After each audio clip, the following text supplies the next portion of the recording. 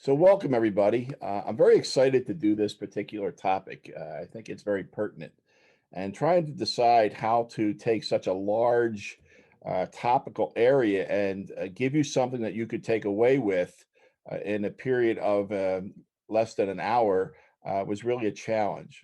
But I want to talk to a little bit about my slide's not advancing.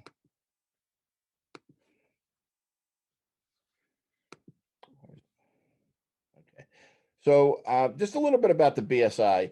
First of all, we're seeking to become a trusted advisor out in the community to businesses. And we are forming a community of business model where businesses can join it's basically a membership and they'll get certain services and benefits, but it's really to bring the community together.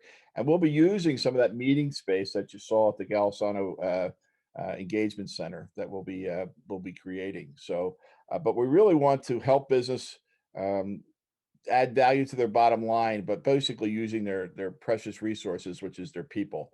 The stronger our organizations are within the community, the stronger our community will be, regardless of whether that community is local here in Rochester or throughout the country.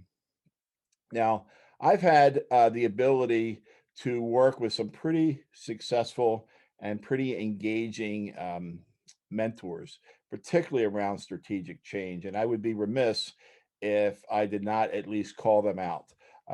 Some of the slides that you're going to see today were actually the product of Joel Humans. He's been one of my mentors for years. In fact, when I went through the MSL program, Masters of Strategic Leadership program, he was the first one that introduced me to the strategic planning, and he is our premier consultant around strategy that BSI uses and calls upon. So what you're going to see is actually a presentation and a process. It's basically a product for the BSI where we'll be offering organizations that help with their strategic planning and their ability to cope. So what you're going to see is part of a presentation that Joel put together, and then I added some BSI slides to show you how we actually use the process. So I hope that you'll find that that's very useful for you, and that there are some takeaways in that. So I wanted to make sure Joel got recognition, along with Steve Bovey, who put together the strategic audit, the MSL program, and we're capturing a lot of the material and processes and concepts from the MSL program, and basically helping businesses and engaging with them so that they could be successful. But here are just some statistics. Fewer than 10% effectively formulated strategies are ever implemented. And the ones that are implemented, 70 to 90% fail. So I have a quick poll that Michelle's going to launch, just asking how many of you did your organizations have a strategic plan in 2020? So Michelle, can you launch that whenever you're ready? If you could just take a moment and just kind of say yes or no if your organization had a strategic plan in 2020.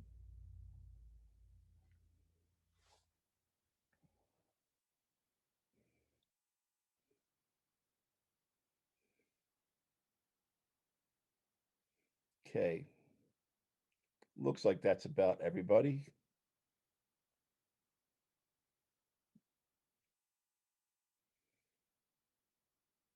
All right. So can you share those results, Michelle? So it looks like the majority of the people, or 74%, actually had a strategic plan in 2020. Some organizations did not, and some you may not know whether they had a strategic plan, which I would argue if you don't know, it's going to be very hard to contribute to the plan. What we're also finding is there's a trend for most organizations, because they can't anticipate the change, just stop doing strategic planning at all. And I think that what you'll see is actually a mistake, that there's actually a way to engage. Now, the second question that we have, if you could launch that one, Michelle, is asking if you had a plan, or if you feel like the organization had a plan, how well do you think the organization achieved it in 2020? So going out in January 1st in 2020, the organization had some goals and some objectives. If you don't know, that could be part of the strategic plan. How many organizations, or to what percentage did you feel they've accomplished it?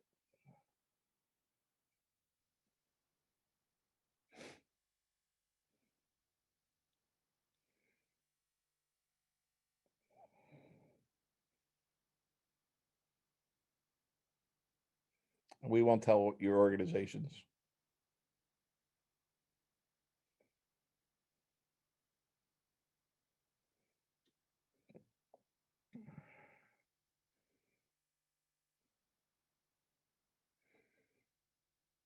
Okay.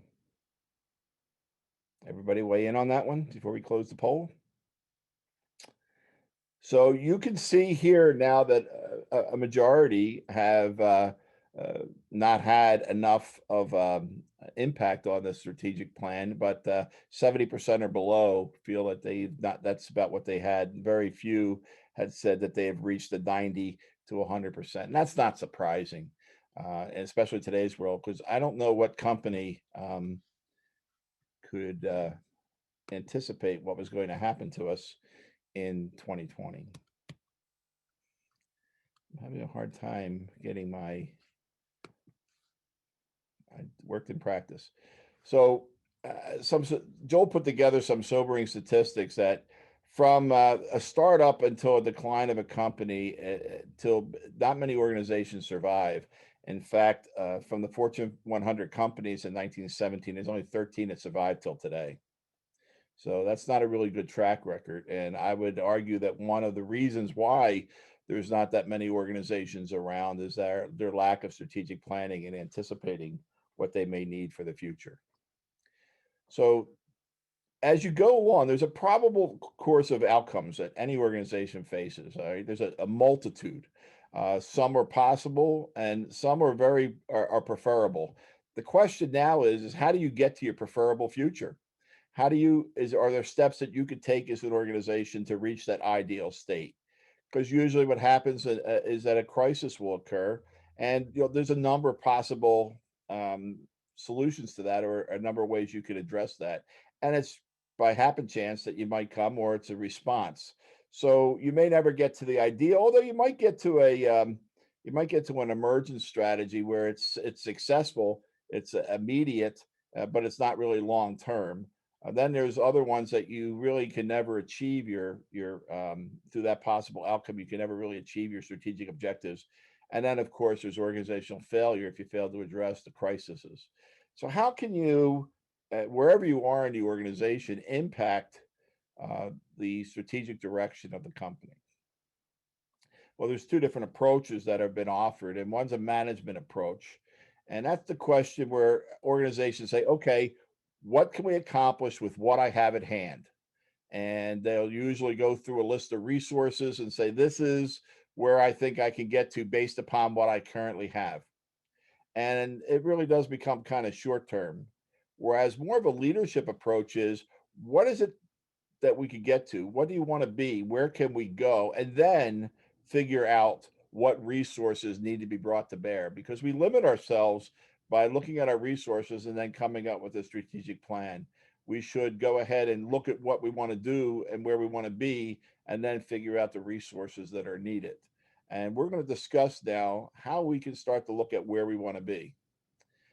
Robert Greenleaf, uh, it really is. We try to know the unknowable, and as a leader, that's what we mainly function for: is to kind of see the unforeseeable and how do we put contingency plans in to deal with that. So, I read a lot of Robert Greenleaf during the master's program, and I found him to be pretty much a pioneer when it comes to strategy and futuring. So now 2020, let's do the what happened to COVID. I don't believe many businesses and the business leaders I've been talking to could have anticipated the degree and the impact of COVID, from church services to distant social distancing. I had experience with that bottom left-hand picture where I had to visit my father in the hospital, who later passed away. But it was very difficult. I was fortunate enough he was able to come home, but during that process, looking through a piece of glass is very hard. And we're social beings, and that's extremely important. The middle picture there, I think it's a new way of working from home, especially if you have young children, between school and their education, and then trying to work from home. It's become a real challenge. And then you see the food lines, which I don't think people feel like they would ever see themselves in a food line or finding themselves in need of it. And my wife is a nurse, and I know the toll that this COVID has taken on uh, the healthcare workers, and it's not over exaggerated. They're exhausted, and they've been working. They are true heroes, but it has taken an unbelievable toll. But it also has on businesses. We have record unemployment. Businesses that picture will close for a while. There's no certainty on when businesses were going to reopen. Now, this picture here that came from May, and if you remember back in May, businesses had no clue what was going to happen and where it was going to go, and it affected our GDP. That plummeted 34% in the second quarter of 2020. So it's had a financial impact, and businesses are struggling to stay relevant and actually to survive. So you talk about, well, what's about your 3, 4, 5, 10-year strategic plan? Everybody's just trying to get through, was trying to get through 2020 and into 2021. But there were some organizations that actually did very well in adjusting to the unseen future.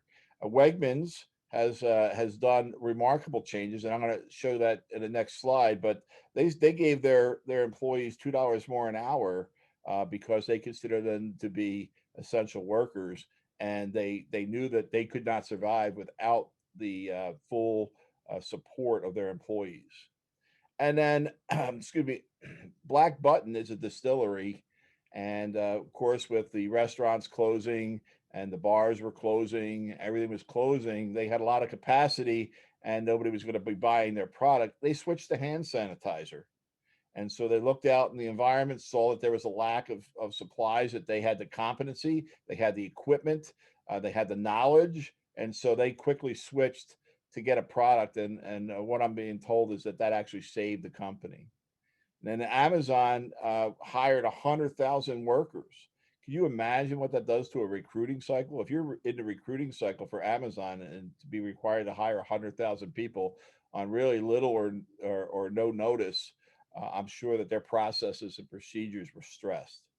So how do companies, how do some survive and do well, and how do others struggle and maybe close? There's a difference. But let's look at Wegmans. This came from a Wall Street Journal article in May, and they did a whole write up on Wegmans. And here you have a 104-year-old family owned company that really thrives on its shopping experience. And it's become a household name across the U.S. Northeast. My parents, they live in Philadelphia. My sister lives in New Jersey. They love Wegmans. They've had thousands of people come to an opening of a store. It's amazing. But all of a sudden, with little or no warning, the food bars that they were known for closed. The samples that you could walk through and feast through Wegmans are gone. They all the varieties that they had have disappeared to only a few because they had to meet the basic needs. Um, and I found out that in the article it cites that they had 55,000 different items in the store, and they reduced it by 40% and only have about 30,000 items. And they went for bulk. They were contacting uh, bulk centers to get what they had to be selling in bulk. And then in stores that were the supposedly the markets now have plexiglass dividers, cash registers, security guards. So their whole organization and business model has changed. And Danny Wegman is quoted as saying a huge part of our business has been treating customers really as guests and entertaining them. They can't do that. And he says we lost our mojo and they have to replace it. So they're now actively searching to say where are they going to, as this COVID situation subsides, what are they going to do? Are they going to go back to where they were? Is it going to be a hybrid? What are they going to do? Where is their plan, and how do they get their mojo? For example, the free samples that may not come back for a while, but they're talking about packaging them and handing out samples that are sealed just to keep that experience alive. So there's a lot of different things that they had to do to survive the COVID crisis. For example, even sending their trucks at 70% full rather than 90% full, and that has increased their costs. So they really have to take a look at their whole business model and go about how they're going to react and what is their strategic plan going forward. So there's ways to try to articulate the future and how you can anticipate it. And one is through forecast, but the problem with forecast, it's the past.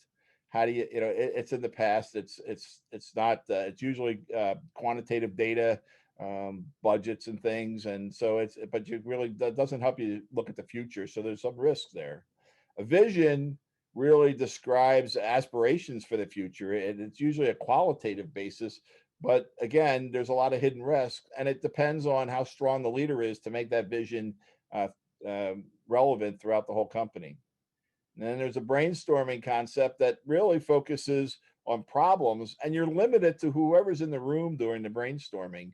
And there's a lot of knowledge, as we know, outside of our organizations. And how do we capture that? So there's a process, and we're going to spend a little bit of time on scenarios today that actually are qualitative and quantitative and gives multiple options so that if something were to happen, here's plan B or plan C, and it reduces a lot of the complexity. So that's where we're going to spend some time on this strategic process. If there's any questions that you guys have, please feel free to put them in the comments, and Michelle is monitoring those, and she can bring them up when if there's questions that need to be answered. Are there any so far, Michelle? Nope. Okay. We can keep going. So I'm going to throw up the slide, and it looks overwhelming at first, but this is really the process. And a lot of this, I again have to call out that this is the brainchild of Joel Humans and Steve Bovey, and I've been fortunate enough to be exposed to it, and we've incorporated this into our product line for the BSI. But really, what we want to start with is that there's a lot of possibilities for your future. Just remember the other diagram. So we could try the brainstorming, forecasting, or visioning, or scenario planning. We're going to go with the scenario planning. And part of the scenario planning is environmental scanning, going out and really just scanning the environment around us and trying to anticipate what forces might come into play. On the other half, in the middle, is a way to start reducing on the right hand side. The way to start reducing the number of options that we have. And most companies do a SWOT analysis. I think they're pretty familiar with SWOT, but we found the process that actually helps to reduce the number, rank them according to priority, and rate them by impact.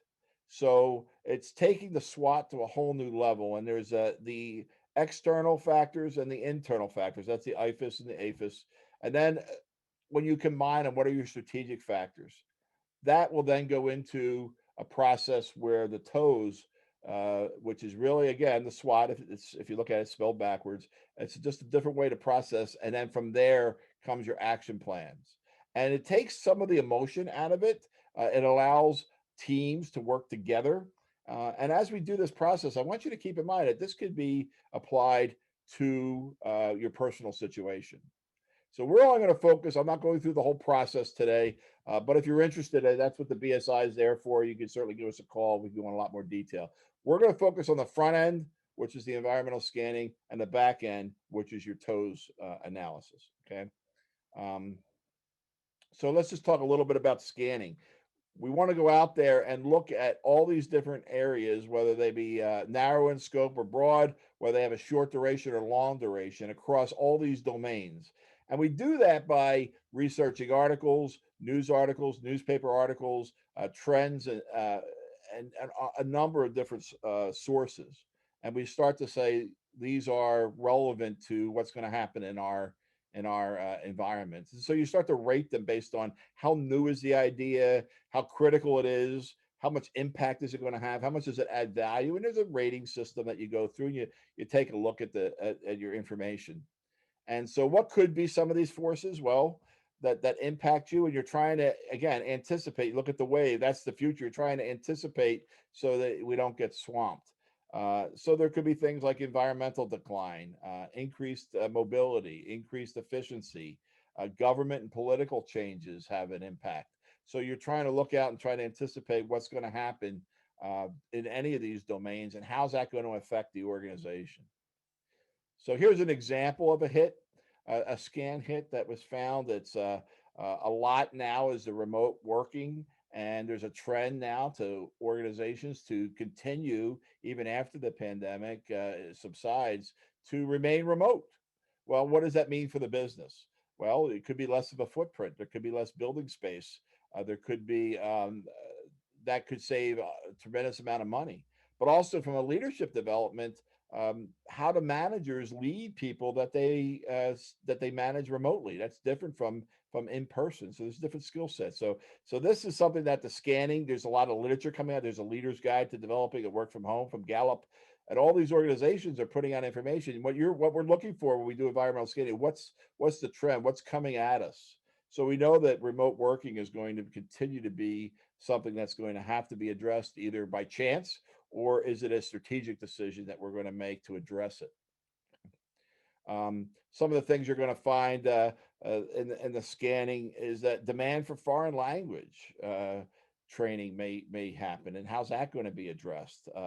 The Generation X I put in red, and millennials, what they're looking for in the future, and they collect experiences. They don't collect things. So how do we get that experience piece? And when we get to the BSI specifics, you'll see that we try to be more experiential than just sitting through PowerPoints. So um, here's the BSI. So what we did is we looked at the forces and we came up with four forces that were really going to be the highest impact and the most severe. One is compounding complexity.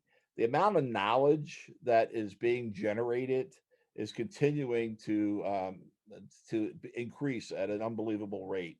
And so if you're leading an organization or if you're within, how do you process all that? What do you need to process? And so we have compounding complexity. The other piece here is the desire for immersive leadership. They want to use technology and they want to be able to have different experiences. The one over on the other side is diminishing attention spans. It's very hard to go away for 3 or 4 day conference anymore. And so there's a our attention spans are not they're shrinking, and we're switching from one thing to another very, very quickly as demands and opportunities present themselves. So how are we as the BSI going to be able to address that? And so you can see the compounding complexity in the organizational life cycle, and the immersive leadership experience. These are the forces that we decided when we did this, it would be the most impactful on the direction and the product and the delivery and success of the BSI.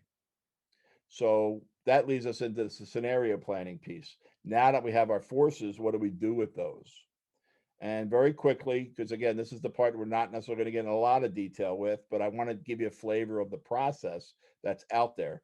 So compounding complexity. Well, we could just go unfiltered. We could take information and just regurgitate it and spit it back out to our customers, or we can curate it and shrink it down and put it in bite-sized pieces so that if there's any extraneous information, they may not need to know that. We don't need to bombard them with all the knowledge that we have. We want to give them knowledge that's specifically useful, relevant at the time of their need. Okay. Uh, the other ones here that I want to cover is like immersive experience. Uh, Joel has done a lot of research on game theory, but there's a way to give experiences to our clients and organizations where they can have that, where they're not sitting in a traditional classroom with a standard PowerPoint and standard LMS training, and it's a very passive experience. We can give them experiences that will actually get them engaged. And lastly, the attention span. I mean, we could do an average training day of 7.5 hours, or we can chunk it, give them 2 hours at a time. In fact, we're dealing with a customer right now. Joel and I are working on that on their strategic plan using this process. And they decided that they're going to give us 2 hours every other week, 6 times, rather than sitting in a classroom or going on a webinar for 8 hours for a couple of days. So the chunking piece is actually in play right now. We find that that's what our clients like. So then, very simply, to come up with all your different scenarios, you take your forces. So if you remember, complexity was either unfiltered or it was filtered, so curated. So you can see we just combine them all and we come up with 16 of those things. So if we are compounding complexity, if we just remain unfiltered and we just cookie cutter the materials and we do it in a traditional way, which is basically a classroom or just webinars, 8 hours, and we do a long course, that's really going to be for us a slow death. I don't think the BSI would be very successful in that environment. You go down to the last one, number 16, it's curated, meaning we're giving organizations the information that's timely, relevant when they need it, and getting rid of all the other extraneous stuff. We're going to make it custom and relevant as opposed to a cookie cutter piece. And we're going to basically give it experience based rather than just the traditional.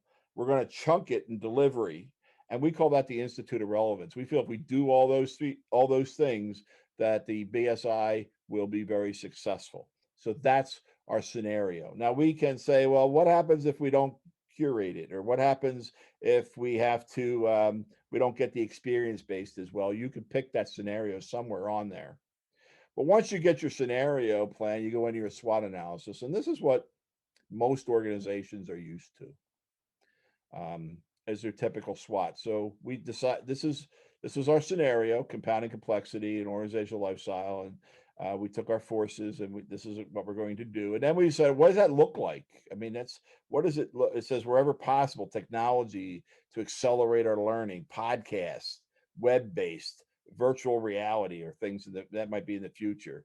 Sessions are broken down into bite-sized learning format. This is what it's going to look like if we attain that scenario. So then what we do is, okay, if that's our scenario and that's where we're going, where's our strengths and our weaknesses and opportunities and threats based on that scenario? If this is what we want to accomplish. So you can see that we're one of our strengths is the ability to provide custom training or custom offering. We also one of our weaknesses is that we don't have a lot of brand recognition. An opportunity is we can create brand recognition through community of businesses and get people to know who we are and what we do and how we offer. We can engage them in a unique way through that community of businesses. And it's not just a consulting assignment where we're trying to just give information. We really want to see what the health and success rates of the businesses are, and to engage our community. And then there's, of course, there's threats. There's a lot of financial strength in some of our competitors.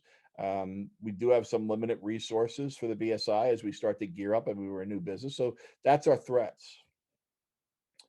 And so that's where we are. And are there any questions at this point? Anybody want to ask a question? And if you do, you can unmute yourself and ask, or if you don't want to just type it into the comment or into the sessions. Any questions on the process so far?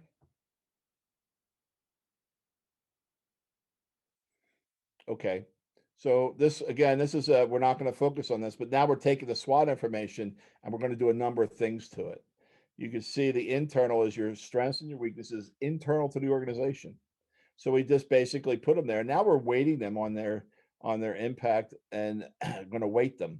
And then we start to, and this is a way to start ranking and finding out which ones are the most important to us in a non-emotional way. And if you do this through a team, what we saw, Joel and I saw, was that the organization that we're working with, the customer and the client, is really starting to process. And it's amazing how aligned they are, but we can start to say these are more important because there's always a million things to do, and how do you do it? This kind of brings some clarity, and of course the external, which is your opportunities and your threat, they're external to the company. These are the things that get weighted from that perspective. Okay, so that's the IFAS. Then we look at it, we combine everything, the opportunities and the strengths and the weaknesses based on the highest ones that were ranked on each of those categories. And we say, what are the most strategic factors? What do we really need to look at? So during this process for the Business Solutions Institute, we found 31 strategic factors, and they're the top 13 are in the weighted scores. So these are how it all weighted out and what we would need to address from a threat, what we need to address it from, or what can we leverage as a strength. These were the top factors there that based on our scenario that we planned. So now we're over here at the toes, which is next to the last process. And what the toes really does, this is where your strategies are formed. Up until this point, we really haven't thought about how we're going to address anything. We scan the environment, we created the forces that we're going to play, we created our scenarios, and then we matched up our strengths, weaknesses, and threats to that scenario. Now we're going to find a strategy on how to address them. And this is different from what I've seen in all my years in business. I've never seen it taken the IFAS and the AFAS and I never seen the toes being actually used. I wish I would have known that earlier in my career because it's very successful. And what the toes simply does is creates a matrix.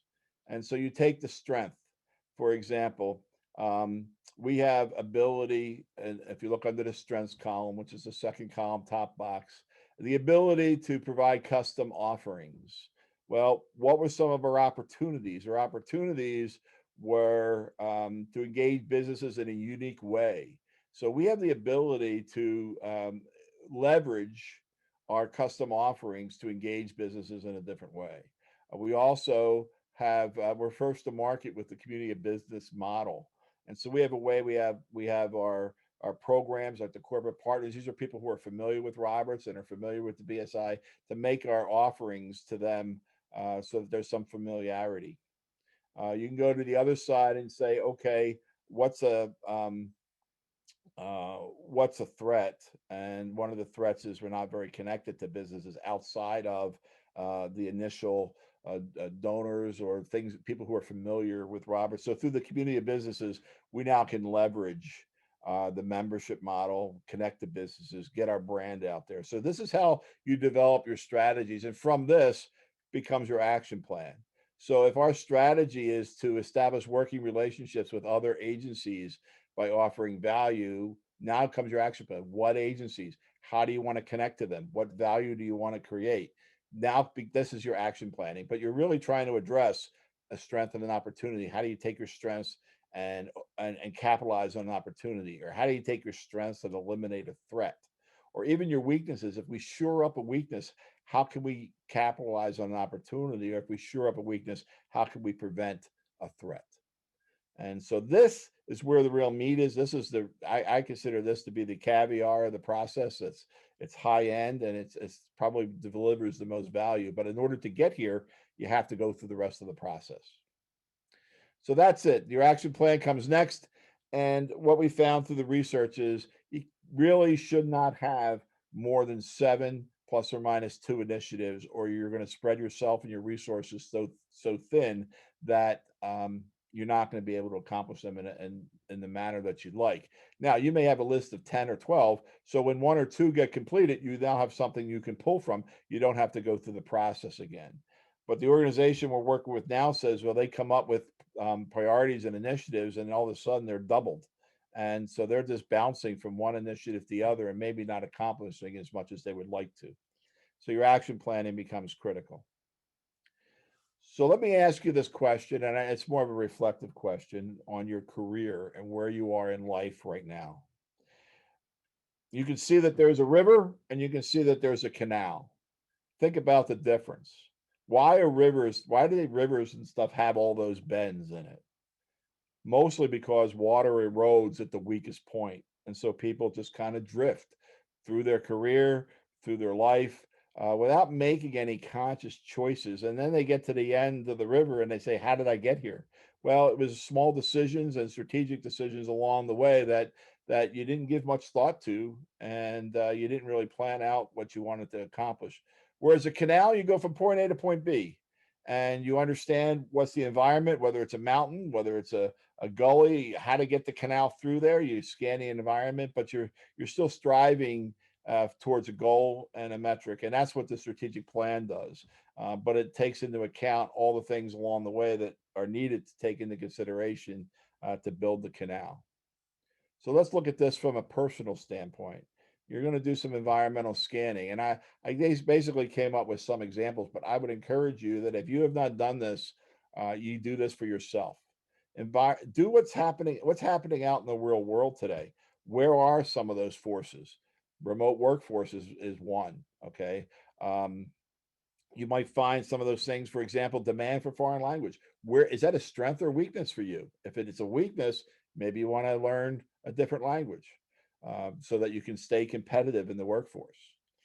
If it's the extension of terrorist-related surveillance measures, and the JSI, or Justice Institute, is doing a lot with how to prevent electronic fraud and how to secure businesses from, like, say, an active shooter drill. So maybe that's the information that you need to take into account. Maybe that's a skill set you want to develop.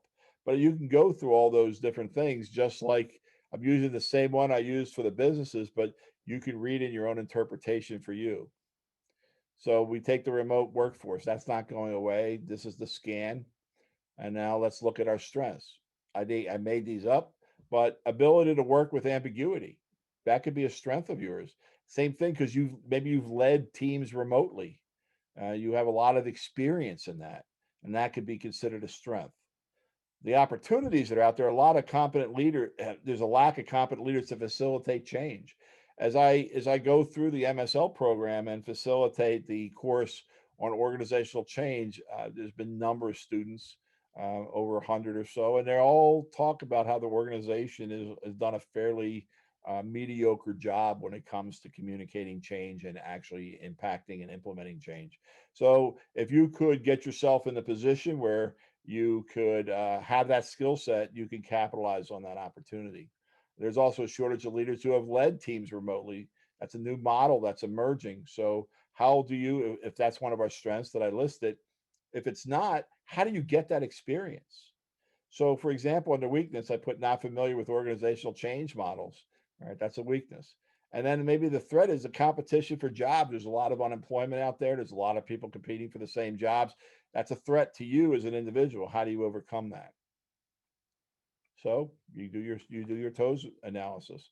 So lack of competent leaders, you can leverage your ability that you've already done that, and you can continue to enhance it. If it's a weakness in organizational change, and but there's not a lot of leaders, then you can go out and you can learn it, you can practice it, you can find out about it, you can research it, and that's going to over that may enable you to capture the opportunity to be with an organization, or to be a leader. You don't have to lead the organization, but it can position you to be a leader in the organization for change because you do it so well. So this is how the process works. And you can apply it to a business like I did with the BSI, or you can apply it to your individual situation. I wanted to give you something that you could use as an individual and that you could use as if you're within a company or an organization.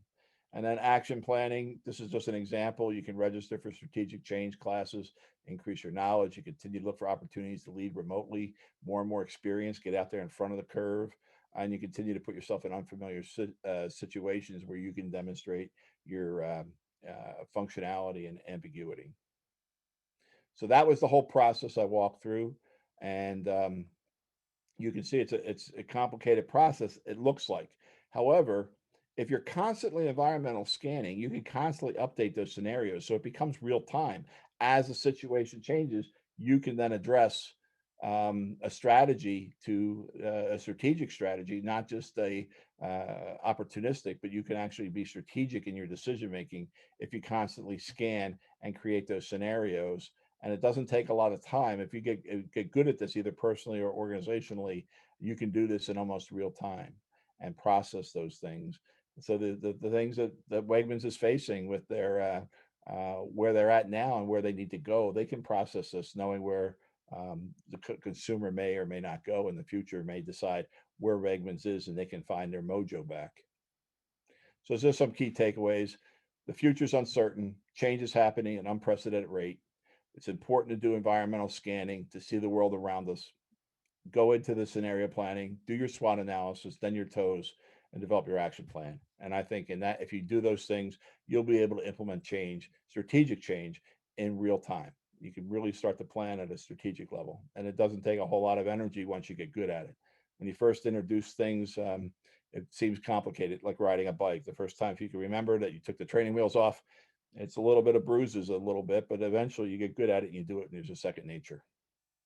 Um, so I invite all businesses and organizations. You have an open invite to join our community business membership model. We have unique offerings and benefits if you become a member. And if you want to find out anything more about the BSI, I gave you my website. It's at roberts.edu, easy to remember, /BSI. Or we again, from the custom approach and hands-on approach, we wanted to give you our phone number. It's my personal cell phone number. So please, if you have a question or if you have a need, we work with individuals, we work with businesses. We'd be more than happy to assist you in any way we can. So are there any questions at this time? But that's all that I have.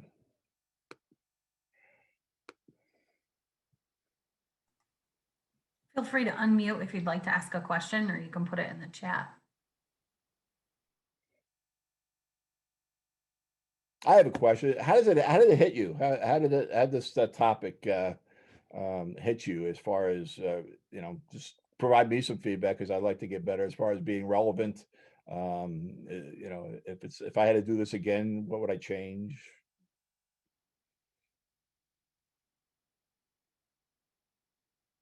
Boy, it's a silent crowd. Just because we're learning so much from you.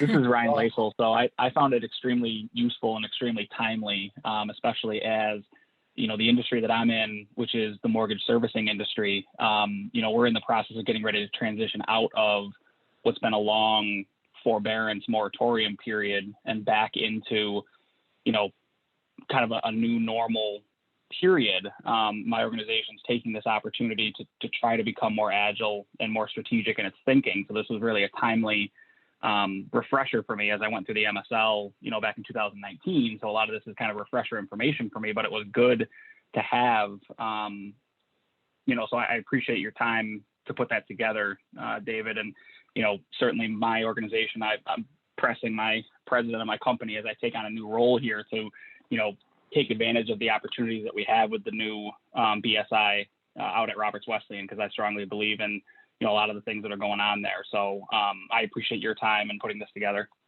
Great. Well, Ryan, I think it's important. You can see how your MSL learnings actually could come into play, practicality. And that's one of the things I think when Joel and Steve Bovey set this up is that's what they wanted. So, and I always encourage, no matter where you are within an organization, you can have an impact on change. And so if we can be of assistance to you in any way, I appreciate you if you let us know. Anybody else have any comments, questions? All right, Michelle, turn it back over to you. Awesome. Well, I'm sure there's a lot to chew on. I know that I wrote down quite a few notes and took pictures of the screens so that I could remember some of this stuff, because it was pretty, it takes much longer to actually do that than to just see the overview. But I think, like you said, once you've kind of got that established, you can then plug in the different things that change. We did a lot of that in alumni relations of, okay, we have this model and that's not going to work now. We need to pivot to being virtual, and what are our strengths and how can we do that? So I think it was really relevant. Thank you so much for your time and energy that you put into this today and offering it to our community. We just want to thank everybody for taking the time out of your lunch hour to be with us. As we've talked about, with our new building and housing our institutes, we could use your prayer, your passion and sharing about your excitement for the work we're doing, as well as your partnership, and just prayer and considering how you might come alongside us in making that happen. We are going to be sending you just a little thank you gift in the mail, some Roberts Roast by Fuego, and some nice coasters as well. So be on the lookout for that in the mail. And we have more events like this to highlight our institutes, so you can learn a little bit more about what's going on. We have our Justice and Security Institute event coming up in April, as well as highlighting our WISED Psychological Services, which is new. So we hope that you'll join us for those to learn a little bit more about what we're doing. And we're excited. We hope you're excited about the future of Roberts like we are. And we hope you have a great rest of your day.